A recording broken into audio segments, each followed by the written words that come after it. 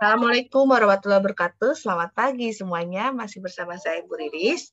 Kali ini saya akan mengajak kalian untuk mempelajari tegangan di balok di topik lanjut di pertemuan 13. Pokok-pokok bahasan dalam balok ini adalah yang pertama mengenai balok komposit, yang kedua metode penampang transformasi, yang ketiga balok simetris ganda dengan beban miring, yang keempat tegangan geser di balok dengan penampang terbuka berdinding tipis, yang kelima lentur elastoplastis, yang keenam lentur non-linier. Balok komposit sendiri itu merupakan balok yang terdiri dari beberapa bahan, yang pastinya lebih dari satu bahan. Regangan pada balok komposit ditentukan dari aksioma dasar, yaitu penampang harus tetap datar selama melentur. Dengan demikian, regangan longitudinal atau epsilon X pada balok komposit akan bervariasi secara linier dari atas ke bawah pada balok. Dan nantinya dinyatakan dengan rumusan epsilon X sama dengan min Y dibagi rho, di mana sama dengan min K. K itu adalah faktor kelengkungan dikalikan dengan Y. Jika mengalami kelengkungan positif, maka epsilon A regangan tekannya itu akan ke atas dan epsilon B-nya regangan tarik itu ke bawah. Serta epsilon C regangan di permukaan. Nah, ini seperti ini. Jadi kalau misalkan itu berarti epsilon A-nya regangannya di atas, regangannya di atas. Kemudian pada ini juga bisa epsilon C-nya itu di permukaan benda, seperti itu. Asumsi modulus elastisitas bahan 1 dan 2, ini kan ada dua bahan 1 dan bahan 2, itu di mana E2 itu lebih besar daripada E1. Gitu. Jadi tekanan di atas sigma A sama dengan modulus elastisitas bahan 1 dikali dengan epsilon A, dan tegangan tarik di bawah sendiri adalah sigma B. Nah, sigma B ini adalah epsilon 2 dikali dengan modulus elastisitas bahan 2. Nah, sedangkan tegangan bahan 1, sigma 1C di sigma 1C sama dengan epsilon C dikalikan dengan modulus elastisitas bahan 1. Kalau untuk bahan 2, sigma 2C sama dengan E2 dikali epsilon C. Dengan kita bertautan dengan hukum Hooke dan persamaan tegangan longitudinal, maka kita bisa nyatakan tegangan normal pada jarak Y dari sumbu netral dengan kelengkungan sigma X1 sama dengan min E1 KY, sigma X2 sama dengan min E2 dikali KY. Nah, momen pertama untuk kedua luas penampang itu sendiri, di mana E1 integralnya dA, ditambah E2 integralnya dA sama dengan 0. Sehingga kita mendapatkan nilai kelengkungan atau K dinyatakan dengan K sama dengan 1 per rho sama dengan M dibagi E1I1 ditambah E2I2.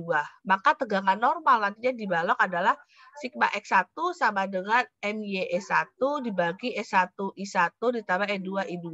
Sedangkan sigma X2 sama dengan MYE2 dibagi E1I1 ditambah E2I2.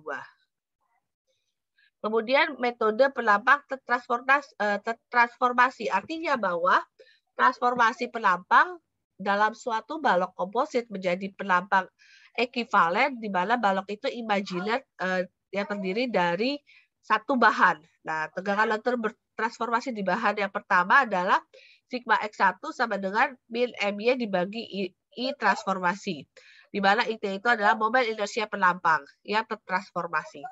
Tegangan lentur di transformasi bahan 2, di mana sigma X2 sama dengan min MY dibagi IT dikali N.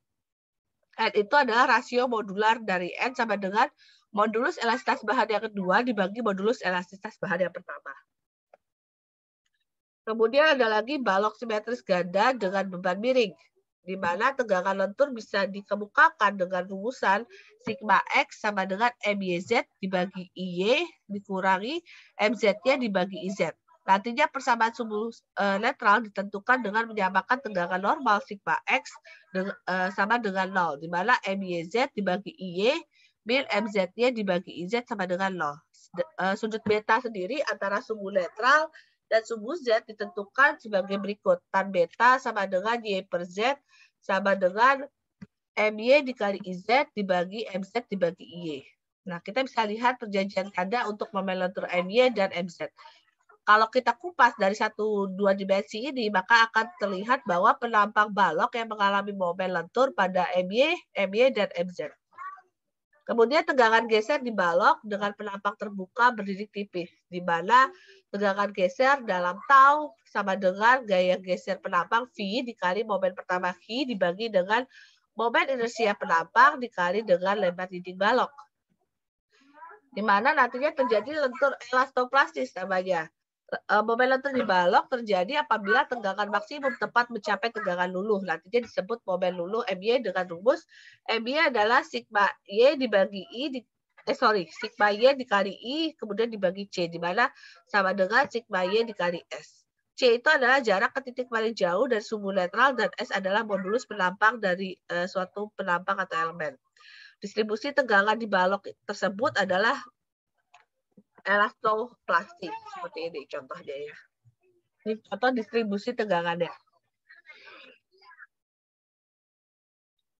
Momen maksimum yang dapat dipikul oleh bahan elastoplastis disebut momen plastis atau MP, yang dirumuskan sebagai berikut. MP sama dengan sigma YA dikali Y1 vektor tambah Y2 vektor dibagi 2. Atau momen plastis sama dengan sigma Y dibagi Z. Di mana Z itu adalah luas penampang dikali Y1 vektor ditambah Y2 vektor dibagi 2. Rasio momen plastik terhadap momen luluh disebut faktor bentuk F. F sendiri adalah MP dibagi MY sama dengan Z dibagi S. Lentur non-linier. Nah, ini lentur non-linier ini jarang digunakan, tidak masuk dalam ujian nanti, tapi saya akan menjelaskan secara singkat, di mana balok penampang persegi panjang dan kurva tegangan simetris memiliki momen lentur M besar sama dengan BH kuadrat dibagi 2 epsilon 1 kuadrat, integral 0 sampai dengan epsilon 1 sigma epsilon d epsilon. Nantinya dalam lentur non-linier memiliki gaya tarik sebesar integral 0 sampai dengan epsilon 1 sigma B dikali H1 D epsilon dibagi epsilon 1. Sama dengan BH1 dibagi epsilon 1 integral 0 epsilon 1 sigma D epsilon. Kemudian gaya tarik T sendiri dirumuskan sebagai berikut. T sama dengan integral 0 sampai epsilon 2 sigma B dikali H2 D epsilon dibagi epsilon 2. Kita sederhanakan menjadi sama dengan BH2 dibagi epsilon 2 integral 0 epsilon 2 sigma D epsilon. Terima kasih atas perhatiannya. Sampai jumpa di pertemuan selanjutnya. Tetap semangat belajar. Assalamualaikum warahmatullahi wabarakatuh. Salam sehat dari Ibu Riris.